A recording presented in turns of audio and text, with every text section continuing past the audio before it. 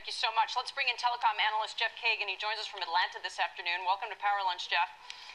Hi, everyone. How you doing? Good. So it seems to me that there are a lot of people out there who said, gee, I'd like to get an iPhone, but I don't like AT&T as a service, so, I'd rather stick with Verizon. So they've been forced to make a choice based on that principle. Now, it seems like you got an even playing field. People who wanted Verizon, which has the perception of having the best network in the country, you can choose Android or you can choose iPhone. Who do you think is going to win? Customers are going to choose more of which? I think both of them are going to continue to win big, at least over the next several years. We have to realize that the industry has gone through a major transformation, but it's gone through several major transformations. 10 years ago in the 90s, it transformed from an analog to a digital network. Motorola was number one. Then they weren't digital, so Nokia was digital. They were in the digital handset business. They were number one over the last decade. Now all of a sudden we're transforming into a smartphone space. There was a smartphone space with competitors like RIM, and they're not doing as well right now. Motorola, who struggled, is starting to do better now with Droid over the last year. So we're seeing these two monsters, these Apple and Google monsters that are just growing.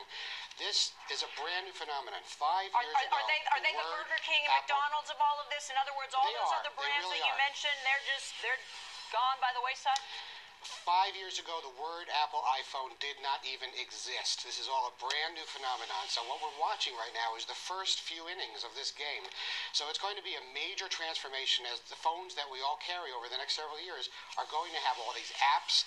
There was only a couple of hundred apps 5 years ago. I was going to ask, is that what drives this? Is it whoever comes up with the best apps or the most apps? Exactly, and if you talk to customers, they don't all want the Apple iPhone, they don't all want the Google Android. They have different slices of the pie. We only had this Apple iPhone, which has been a great device, but it's been the only device. But now we've got this Android, and now this is actually growing faster than Apple. The question is, what is the marketplace going to look like a year from now, 2 years from now? This is big news for Apple. Apple's going to sell a lot more iPhones because they're selling them on Verizon.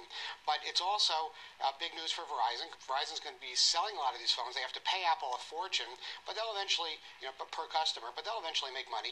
AT&T will take a hit because they're, we don't know the numbers until the next several months. But what we're looking at is a major transformation in this industry led by two non-wireless companies, Google and Apple. That is amazing, and we're going to end it on that note. Jeff, thank you so much.